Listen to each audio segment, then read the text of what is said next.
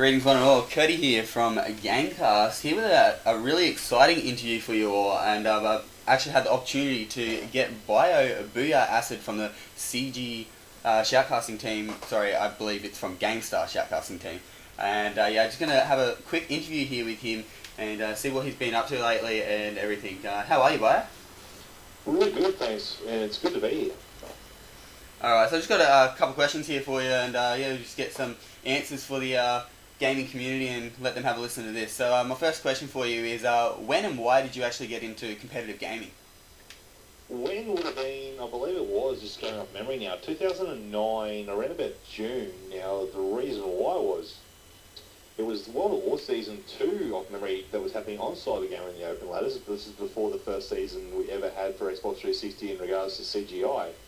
And the grand final was about to take place. The Decepticons, which is an old friend of mine that I've known for many years now, some of them might remember him off CG, of course, had asked me at the time, I was only a referee, saying, can we get this casted? Now, I had no idea what the hell casting was just back then. So I went to RJ Oz, who was pretty much the head admin, the guy who went and saw about everything at the time.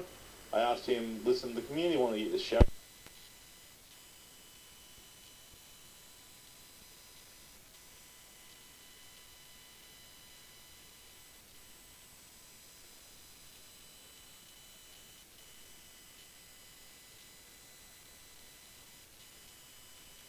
For a while now, so I then figured, well, I know the maps, I know the players and all that type of stuff. I'll give it a go. Did a bit of a trial there on Dome. I was doing a free-for-all game there in public. Did a trial, just pretty much talking about what was happening, and TCB loved it. I then was joined, oh wow, I'm just trying to remember the, Jordo, I believe it was, at the time. He also joined me as the co-caster for that grand final, and that was just audio only at the time. It was, of course, no video. Video did not come until a lot later on for live streaming, but just audio only, and everyone seemed to enjoy my enthusiasm behind the game, my voice, and the way I went into detail for them all. They also, the GameStar guys also couldn't believe it was the first time I ever actually did something like casting. So all I really did was, I just remembered when I was, travelling in the truck for work and stuff like that, just listening to sports, like football and stuff like that, and also watching football on TV. There's still a commentator telling you what's happening no matter what. It's just the way it's done. So I just kind of went off that, try to use what they sort of use at the same time, and that's how I really got into the whole thing. Yeah, and you enjoy it a lot, don't you? I do indeed. It's a really great hobby. It's a passion of mine. I've been doing it for a few years now, and over the time, become better and better and better at it. Yeah, so what made you actually start esports commentary? Obviously you told us that, but what made you continue on with it? It was more the community side of things that made me want to continue on. I enjoyed it, it was something different. I kind of started falling away a little bit from the competitive side because my team of Elite Commandos, those who might remember back in the day, we did great for our first season. We finished in the top 4 for the first time ever playing competitively. But I sort of had enough of trying to lead a team and run a team, etc. It is a hard job to do, and you need to have the time to be able to concentrate on all that. If you want to do something else, you just can't. So I made the decision to pretty much stop playing competitively and then start up, of course, with, doing stuff on CG from the referee hosting and then eventually admin side of things. But I really enjoyed it, it was a passion. It was something that I never thought I would be able to do, but just the feedback I was receiving from the community was great. It was astonishing to see, for someone who, like myself, had never done anything like that before, people who enjoyed it to the extent that they did. And of course, the GameStar guys really wanted me to be their person for Xbox at the time. So I figured, well, I'll help these guys out when and where I can. It's all for the community in the end of it. That's what I do it for. That's why I still do it today. I don't do it for myself. I don't do it, just to become one of those massively famous people. I do it because the community want me to. Yeah, where do you see competitive gaming going in the next couple of years, with all the big sponsors unleashing now and, with all the new technology upcoming? Well, listen, competitive gaming in Australia for console, it does have the potential of, going big. However, the issue is there's too many hands in the pie, so to speak, or in the cookie jar. If you're going to look at it, there's just too many of them. Everyone's trying to do their own thing. And this is where I've always spoken to, other organisations about when it comes to people who are running LANs and trying to run online competitions. Because everyone's trying to do their own thing. There's so much they could do if they were to join together. Now, that's something that may never happen. If it was to happen, won't happen for a few years now. But I just think that if they were to just honestly stop, realise that if we all join together, we can really, take this to the next level for Australian competitive gaming on console. Of course, PC already up there. But with the bigger sponsors that are now joining the side of things here in Australia, it's really great to see. I'm hoping that more will come along as well. You really need just those two major big ones, like you've got, of course, for MLG, I believe, I'm assuming Dr. Pepper's still probably one of their major sponsors. You've got Dr. Dre as well, from, of course, Dre Beats. They do all his stuff. They've also got the PlayStation Network there and some stuff from Microsoft coming in. But they've got, those two major big sponsors that pretty much help them along their way and get to where they need to be. That's what we need here in Australia. Now, I don't know if there'll be Australian companies that do that. They may have to be international companies, like SteelSeries or Razer, or I don't know who else might be out there that might have that. Red Bull or V, I don't know. Red Bull might be one of the ones that could really pick it up if they wanted to. I don't know if they ever would, but that's something that could really help things out here in Australia. So pretty much to summarize things up is, if everyone was just to try and work together, it would be a lot easier in regards to the competitive scene here in Australia for, LANs and online competitions. That is a big thing to ask for because everyone wants to be able to make money off it. But, there's people who have started their organisations and companies from the ground up and they want to keep it their own thing, because it's not their baby, and I can fully understand that and fully understand why they really don't want to, sell shares in the company, so to speak, sell what they're going to be trying to make and, change the input and change the direction of the company when they have one idea and someone else might have another idea. But to me, it's just the fact that if no big major sponsor, like one big major sponsor that can just throw money away, picks up one of these organisations, and something has to be done to make them all work together. Yeah. What has made you said that it was the community that made you stay in the esports commentary. Would it be the community that has actually made you stay in the whole gaming community as well? Yeah, it would be. I've stayed up with gaming. I've tried to keep up with all the latest games and stuff. I still, of course, play gaming when I can. Recently, because of work, I have been extremely busy, so it's just been so hard. But after, of course, being with the esporting side of things for so long, and then being recognised somehow, I still don't know to the day, by the Fear team from America. They found out about me somehow. I still can't remember.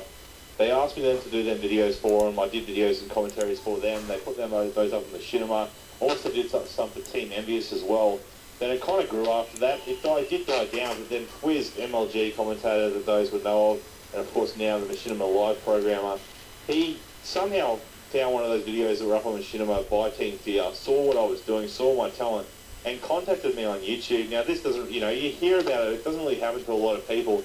However, I was doing absolutely nothing for YouTube at the time. I had like 20 subs, I was just one of those people that just made a YouTube account to pretty much comment on other people's videos, stuff like that. I did, of course, have like maybe one or two videos of just I think it was my setup video and maybe just that Halo 3 montage that I made very, very long time ago, just for a bit of lols. But I do try and stay up with it in regards to that. Of course, not being a competitive player anymore, it is on the harder side of things. But I do, of course, learn from watching the people that I actually stream. I watch what they're doing, I see what works, I see what doesn't work, and I still use my mind as being an old captain of a team of, okay, this could work, but the issue is, and I then, talk about that point while I'm streaming, that way people can understand where I'm coming from. Yeah. So, what has been, I should say, your favourite game and your favourite platform to cast on? Well, I'm an Xbox person at heart, it's always going to be that way. For me, of course, GameCAST did purchase the PS3 on my behalf, not that long ago, really. And I did do some games on the Cybergamer PS3 ladder for them. I then started training up a couple of casters. I think that's kind of died down at the moment. I don't know what's happening on the PS3 side. But I'm always going to be, an Xbox fan at heart. That's just the way I am. It's the first, I guess, big online console I ever played, is the Xbox original. We were, of course, playing LANs at a friend's place, the old Halo CD. Loved it. That's where I got addicted to the whole Xbox side of things. And then, of course, starting with Halo, then moving over to COD after Halo 3, I played with some big names in Australia for Halo. Vance Nikolai, Primo, I'm trying to think of some other players, but I just can't at the moment. And after we got to like level 50s and various playlists in Halo 3, I was kind of over it. I kind of just got, well, there's nothing else I can really do at the moment. I'm kind of sick of playing this. I then moved over to COD 4 with a couple of the Halo players, and since then I've pretty much just stayed with COD. I have, of course, gone back and played the Halos, like Halo Reach, Versus, and I will, of course, be taking Halo 4 when it gets here. But I think out of all the games I've ever played, CODs have been my favourite, I guess, to date at the moment. I'm still a big Halo fan, but I really enjoy COD right now. And out of all the CODs that I've played, you know, it should be the same for everyone out there who has played all the CODs. It's going to be COD 4. If not, then something's wrong. So, with your shoutcasting career, when you're casting other people's matches, I mean, not stealing other teams' strats and stuff is what I mean. I mean, do you learn a lot more stuff watching other players? I do, you know, I see how they're playing, and I realise that, okay, as I was saying just before, you can see how they're playing in their play styles, you know. You pick up on so many things that competitive players have stratted out. They've taught themselves, you know, their setups, the way they're going to have each player lined up at this certain point when the bomb goes down or the bomb's like dropped here or there. And then there's the nades as well. So it's interesting to see how some teams actually work this stuff out and some of the placements that they pick up on in regards to, you know, that's what they do. That's what they're there for, the competitive players. They're there to learn all the different styles and techniques. So I do try and give people my feedback and my ideas regarding that setup while I'm streaming, because there's always going to be another person from a different team, you know, who may not be at the high rank of skill level, but they want to get there one day. So I do try and give my point of view from a caster, but also I guess semi-retired competitive player, and try and let them see, well, this is what they could do, and this is what I think would work if they hadn't done this, this, and this. But at the same time, you don't really want to give away everyone's strats and stuff like that. So back in the day of just audio only, you know, I wouldn't go into great detail of the setups because it was such a big thing back then. But now with Black Ops and Modern Warfare 3, and pretty much everyone having a capture card these days, but really Black Ops and Modern Warfare 3 where they had the option of theatre mode, and they could record the games and the scrims and stuff like that. It really doesn't matter if you go into details now as a caster or as a competitive player in regards to how that person or team is setting up, because anyone who's anyone can have access to that and then re-watch it. You know, all they got to do is go to someone's file share or go to their recent games and then watch it themselves, and they'll be able to see all that. Yeah. Sorry. How long have you been with GameStar and shoutcasting altogether? Well, off memory, and as I said earlier at the start, I believe it was June 2009. That was my first official cast. That was the first time I've ever did anything in this side of things. So if you're looking at it like that, you know, you're looking at getting closer to 3 years now. Not quite there just yet, but in June sometime this year, it should be pretty close and pretty dead on to the 3-year mark. I'm just actually trying to bring the file up now so I can actually see it and find exactly when the first one was. As I just bring it up here in front of me, and I'll be able to tell you in just a second. It looks like it was July, sorry. It was the 30th of July 2009. That was my first ever cast. That was Frey versus Aspire. Yeah, as you know, GameStar GameStar is really big, as you know. And I mean, like, it's out there. It's got their name out there. They've got a lot of people that talk about it. But I mean, can you see GameStar becoming any bigger in the future than what it is now? Well, yes and no. You know, I know there are some things that GameStar are working on, and it should be great for everyone involved with GameStar, like myself. But at the same time, you know, so many more people are pretty much doing their own thing. Again, it's the same as the whole LAN organisations and all that. Everyone's really off doing their own thing, and it is sad to see. It would be a lot easier if everyone would just join one thing and focus on that one thing to help it grow here in Australia. I believe GameStar do have what it takes to grow more in this industry, and I believe we will at some point. It is harder, of course, now with different people just pretty much streaming on their own and doing their own little thing. But at the same time, you really got to remember that they have to offer, you know, that style of professionalism that comes with commentary. You can't just think that, okay, well, I'm just going to pretty much start live streaming and then just talk like this the whole game. And people will probably enjoy it. It just doesn't work that way. And if you don't bring professionalism with you as well as, you know, the production side of things is extremely important. If you can't bring all those aspects to the table, And in my opinion, there's no point doing it. Yeah, you have to start somewhere, but you're better off just practicing and practicing and practicing until you get to a point where it is professional enough and the production side of the quality and all that is great enough for people to really enjoy it. Alright, I gotta. You said that you have to bring professional into it, so I'm gonna get you to introduce a match, I guess, as if you were casting. Let's say let's pick some old teams. We'll go introduce a match between Malice and Frey for the CGM Grand Final. And just start whenever I'm ready. Just start whenever you're ready. Okay, everyone should know the intro by now, but greetings one and all, Bioacidproductions here. Once again, here we are for the Cyber Gamer Main League Grand Final. It's going to be Malice heading up against Frey in the best out of 5 series. Of course, using that rule set that isn't the league side of things, not that open ladder. And joining me here this evening is my co-host and little partner in crime, and whoever the hell that's going to be. How's that? Well done, Bio. Thanks for that. Thank you so much. It's always great to see you watching your cast. That's the one thing I always look forward to your cast. Your outro and your intro. Anyway, so who gave you the nickname the Golden Voice? I guess it was half self-proclaimed and then half also, from the GameCAST side of things, because there used to be awards each year. There was Rookie of the Year, the Golden Mic, and stuff like that. Now, for the Xbox side of things, that was pretty much me. That's just the way it was. I was pretty much the only person doing it. But at the same time, I had, of course, trained a few people up, and those numbers have then increased since then. But I was a person that was always consistent, always improving, and always, progressing down the sideline, I guess you would say, and increasing the quality of what they were doing and when. So it was half, of course, self-proclaimed, but half just the online, the community and stuff like that.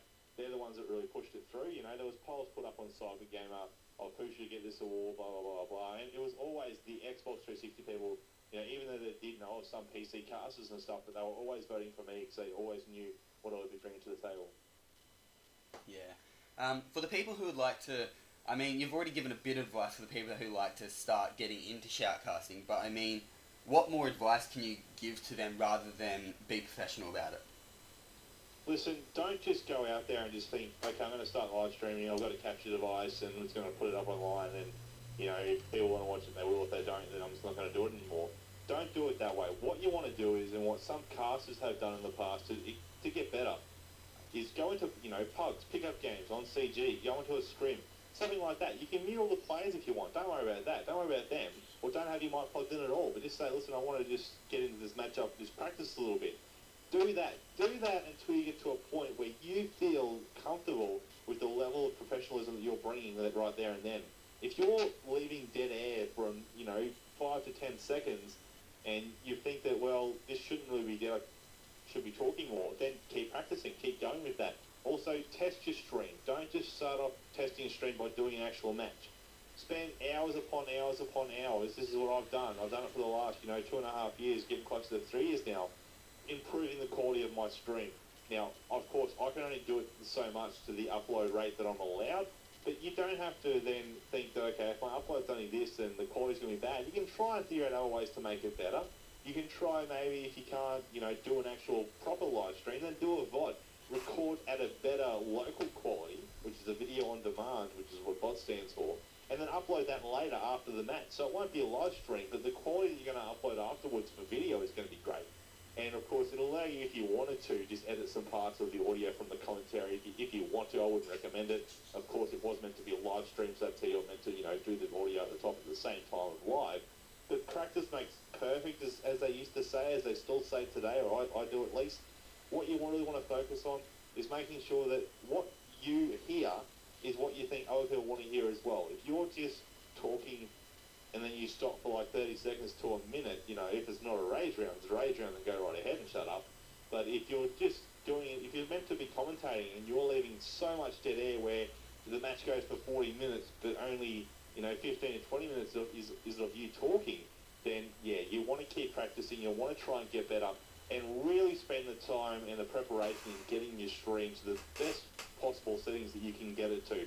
I really can't stress that enough, When it comes to video streaming, you don't want to show really poor video if people just don't want to watch it.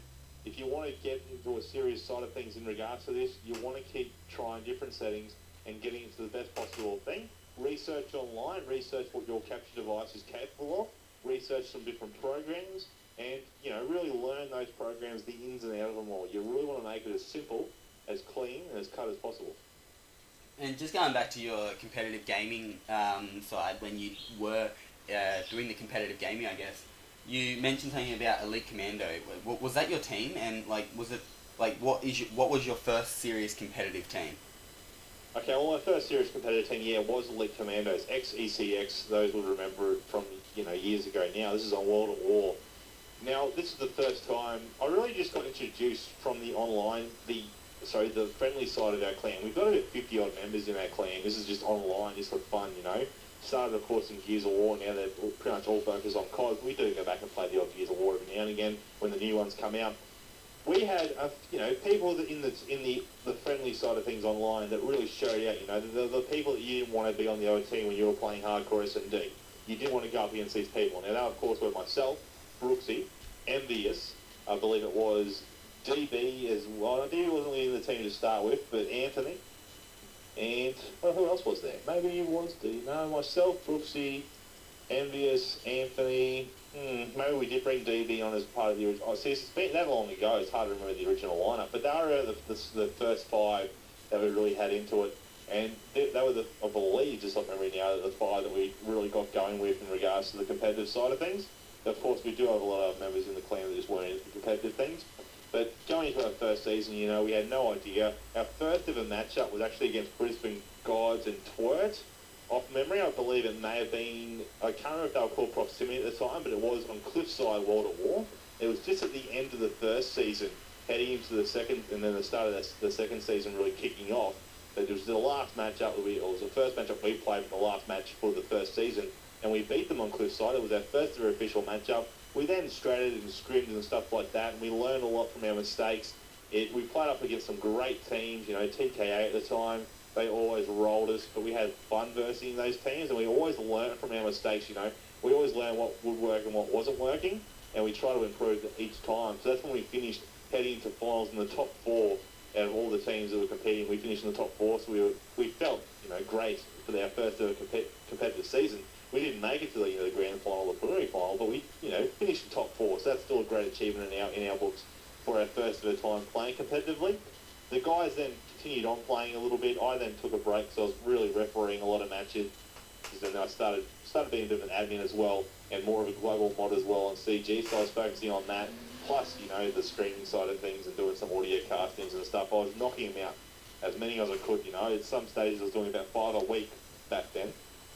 But now it's a lot easier just to try and do it when I can. However, with the competitive side of things, as I was saying, we were pretty much done as our 5 teams, you know, the five core players, sorry. The guys then not really split up, but they did keep on playing a little bit. They then played on, you know, World of War, Modern Warfare 2 and Black Ops, but I believe it was towards the end of Modern Warfare 2 started Black Ops, so they didn't really put a team back together anymore because they were all over it. They did keep playing competitively, and I think they still do today, but not as much as we did back when we were one of the main teams, you know, out there, and it was our first ever attempt at really playing competitively.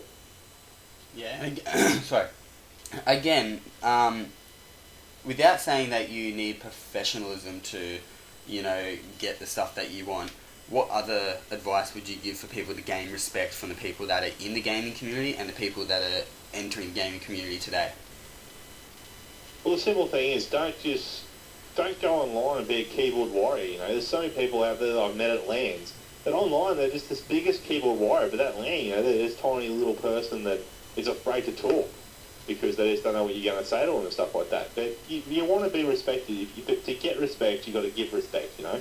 You don't want to go online to an online forum and stuff like that and just start mouthing off and just having a go at everyone. Don't jump on the bandwagon when bandwagons are going on the forums either. Just do your own little thing. Play scrims, play pugs, pick up games of course, meet other players out there, get to know the biggest teams and the best teams out there, watch their matches if they have any of their own recordings or live streams up, and learn from what they do, you know. You can see what they do. There's been so many top teams, but at the same time on the forum side of things, they just mouth them off. Everyone knows who they are. I'm not going to name names, but you see these big professional teams, but at the same time, they're semi-professional because they're just not acting like they're what they should be. They should be setting roles for those that are coming into the competitive scene. They shouldn't be on the forums mouthing off at everyone and swearing and stuff like that. Again, not going to name names. You all know who you are. It's as simple as that. You've really just got to grow up and move on. That's just the way it's got to be. You can't act like a lot of the people do these days and want to be considered as a professional team or professional players when you act like, a little 10, 11-year-old online. And yeah, Bio, I just got to finish it up here. I've got some people coming home and stuff now, so I'll better finish it up. Just give us a quick outro of what you would do for a Frey vs Malice match. Let's go, ladies and gentlemen. Of course, the Frey team just beating Malice. Yeah, that's right. Malice getting dropped by Frey. 3-2 in the first scoreboard there, taking it right into the last map. Of course, I'm Bioacidproductions. I hope you enjoyed this live stream tonight. Don't go anywhere, however, we might have another live matchup coming your way very soon. Keep an eye out on Twitter, it's at Bioacid, or on my Facebook, facebook.com/Bioacid. But until next time, I'm out. Yeah, well done, Bio. Thank you for that. Always looking forward to hear that. Always in.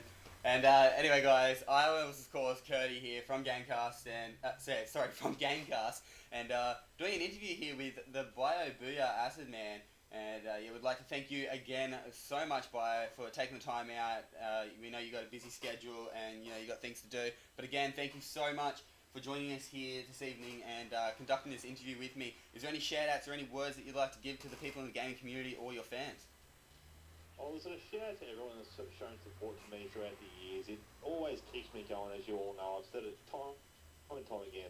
I do it for the community. That's who I do it. That's what I'm going to keep doing it for. As long as a couple of people out there enjoy what I do, they'll keep doing it.